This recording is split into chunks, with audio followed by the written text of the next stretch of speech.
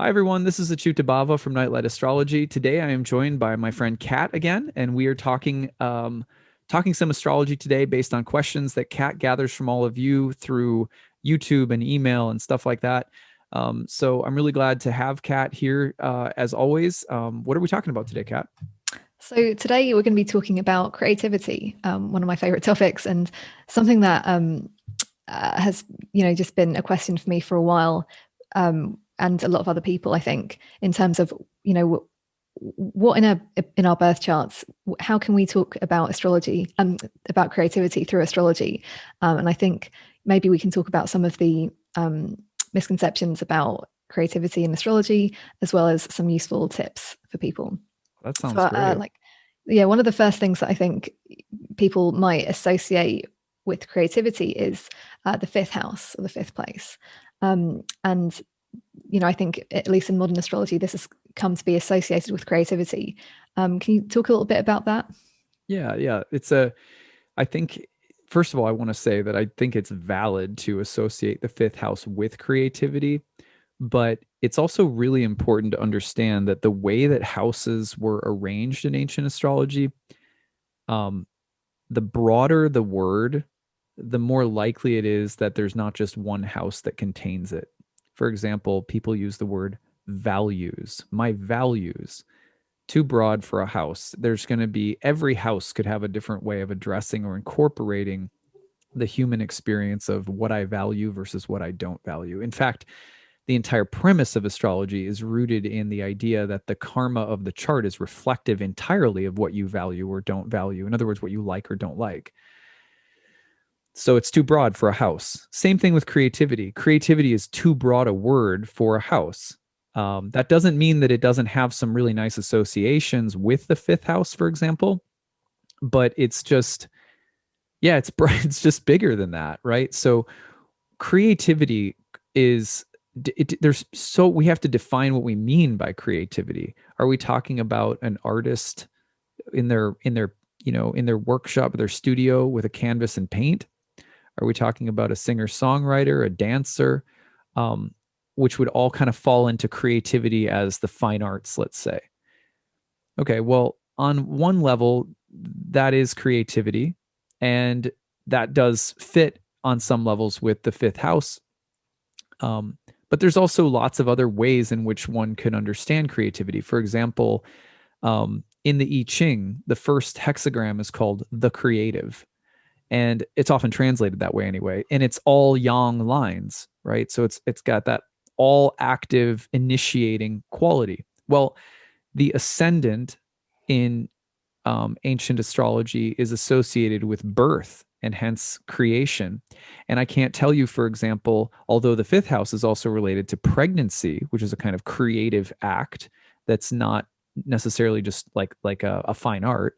I guess it could be, but the first house, it was the fifth house is associated with pregnancy and childbirth.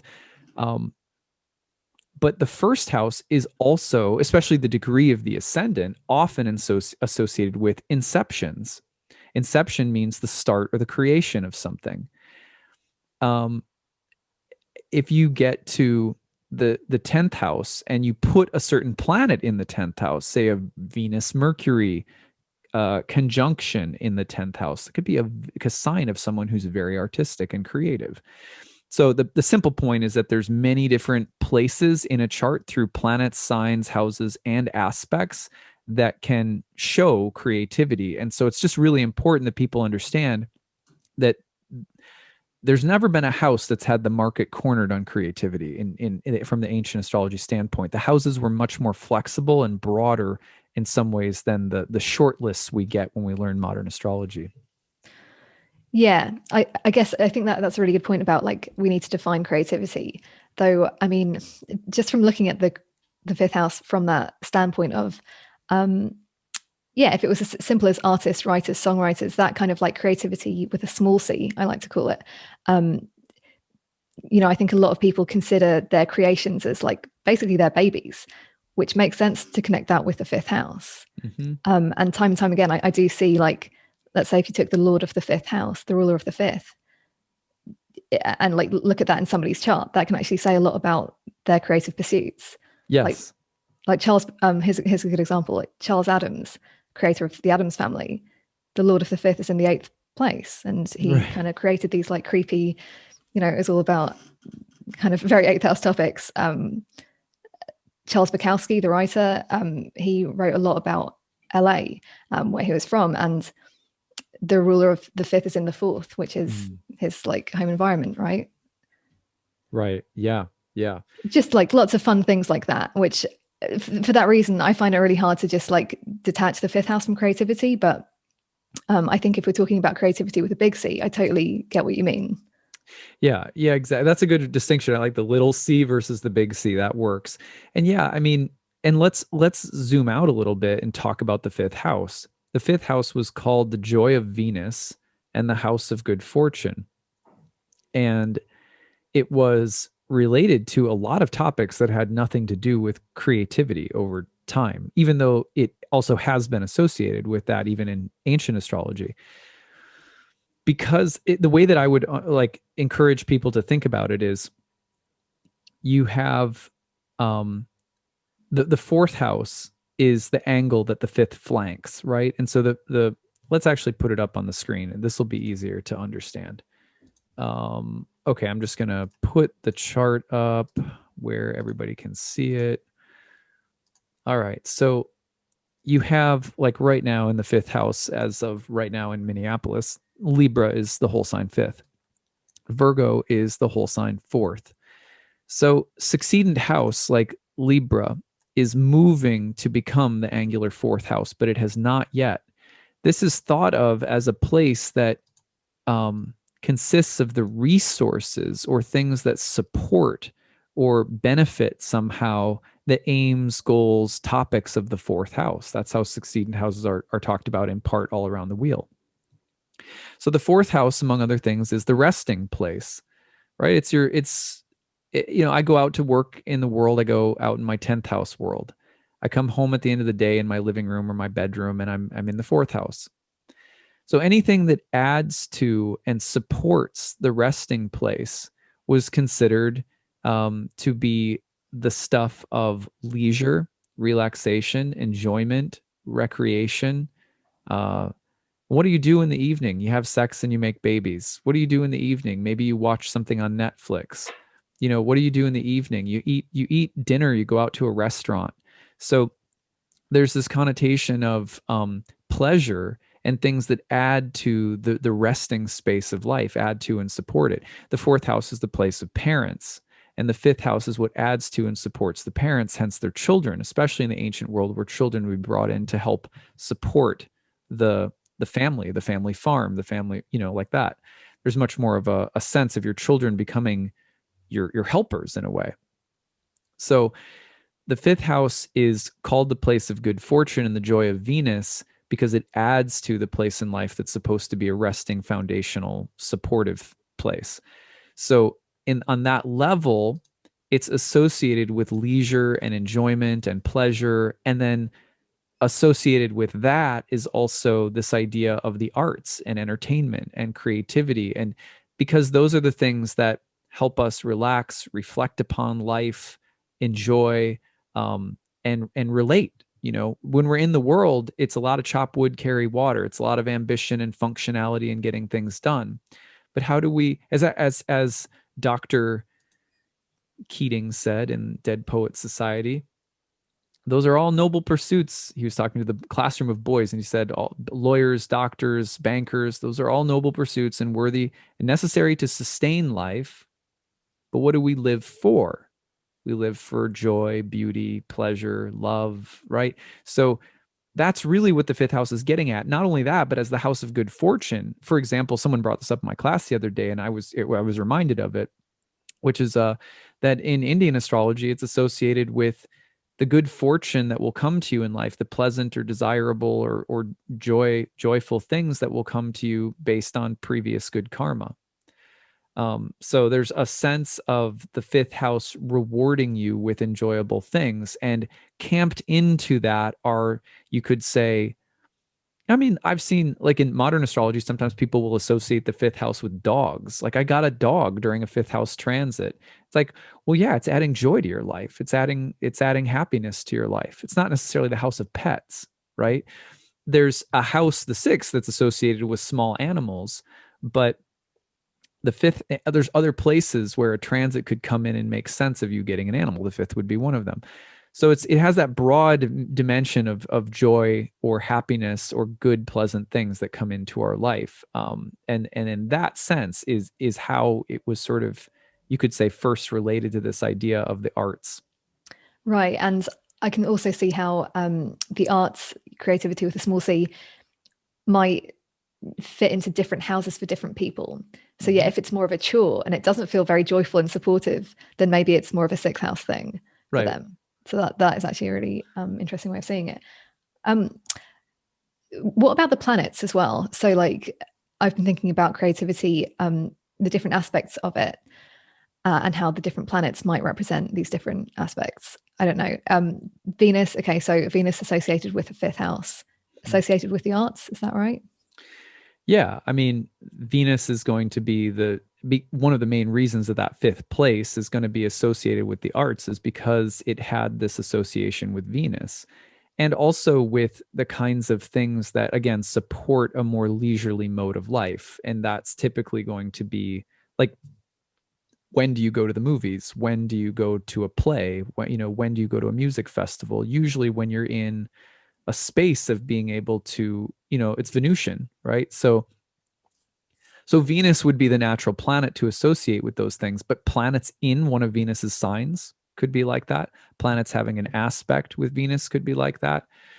And there's other things too. Like I would say usually you want to see some kind of connection to Venus to get that feeling of aesthetic, of beauty, of craft that has, like Mercury alone is craft, but Mercury when it has an aesthetic dimension is often going to be Mercury in Taurus, Mercury in Libra, Mercury with an aspect conjunction with Venus or something like that.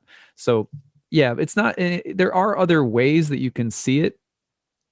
Planets in Taurus or Libra making an aspect, planets in Pisces, which is the exaltation of Venus.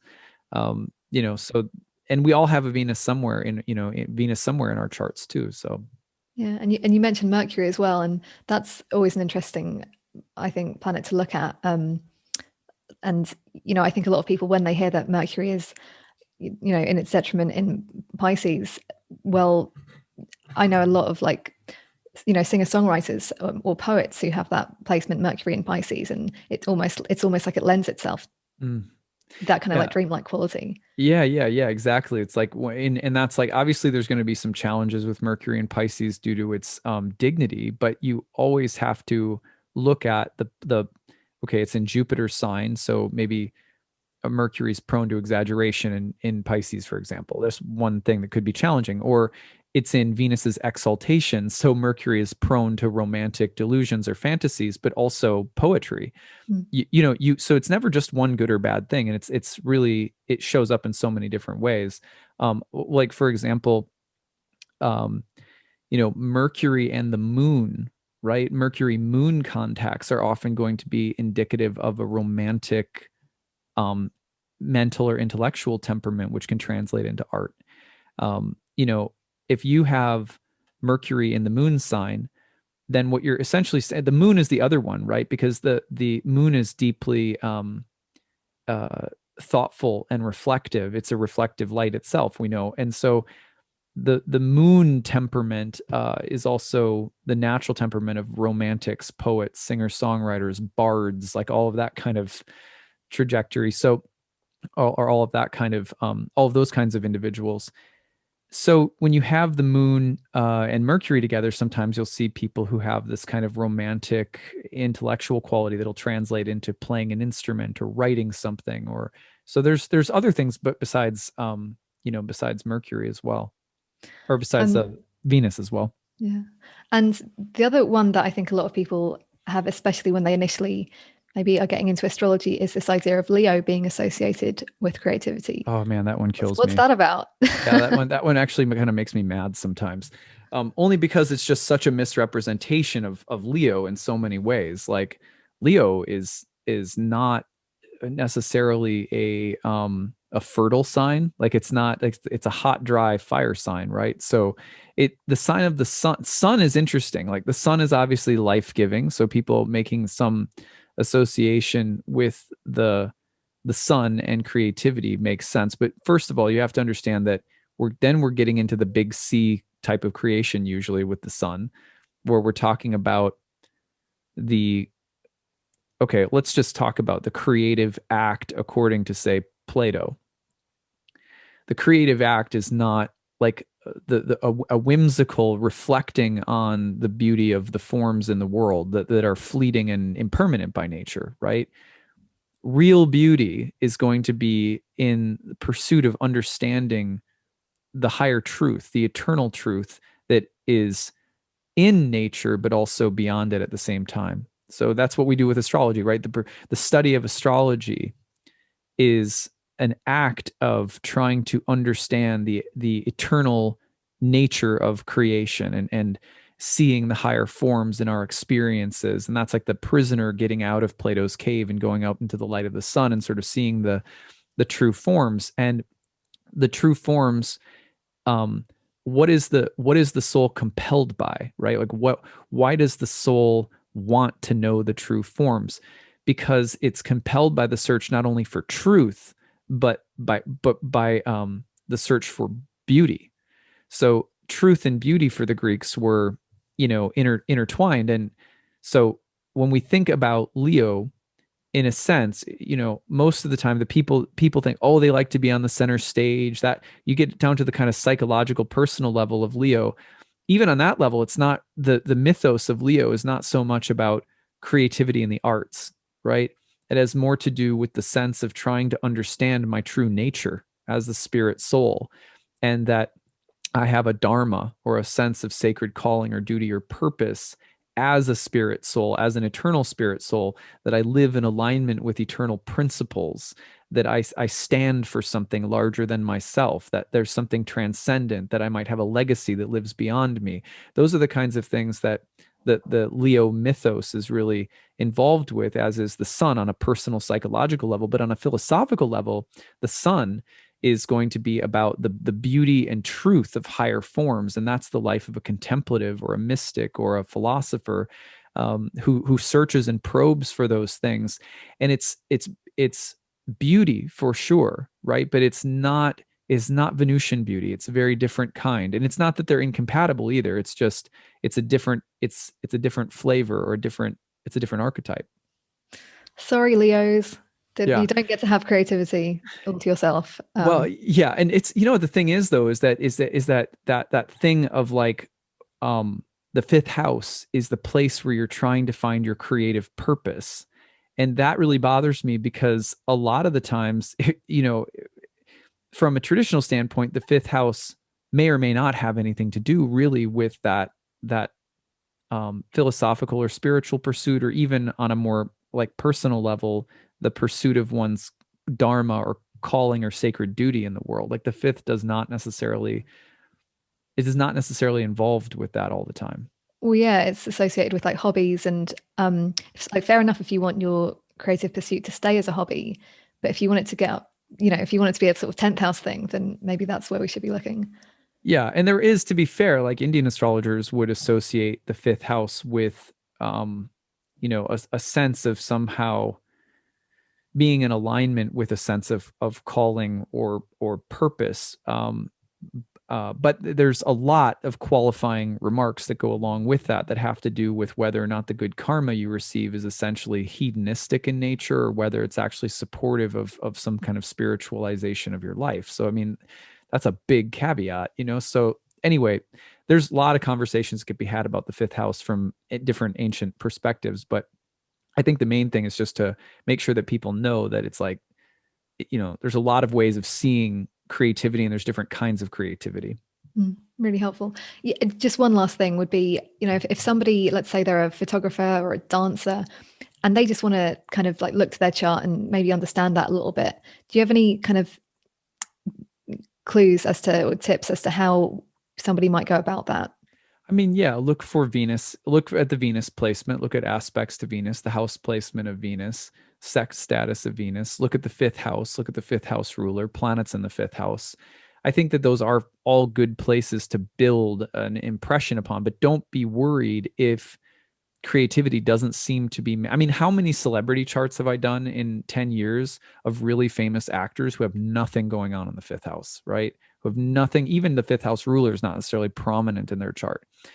There's going to be a lot of different ways that art or artistic success or inclination can show up. So just that's the main thing that I tell people, is to just look at in your chart what planets or combinations of planets and houses seem to capture something about your essence as a creative person, and be open-minded about it. Yeah, really helpful. Thank you. Yeah, this was a great talk today. So thanks for being here, Kat. I want you all to be sure to check out Kat's work, The Creative Introvert. I believe you have a YouTube channel now too, right? Yeah. So they can find that. Just look for Kat Rose or The Creative Introvert on YouTube. Thanks. Cool. Yeah. All right. Well, we will be back again soon. If you ever have questions for us, email info@nightlightastrology.com, put YouTube Q&A in the subject line, and Kat and I will get around to making a video on it eventually. All right. That's what we've got for today. Take it easy, everyone. Bye.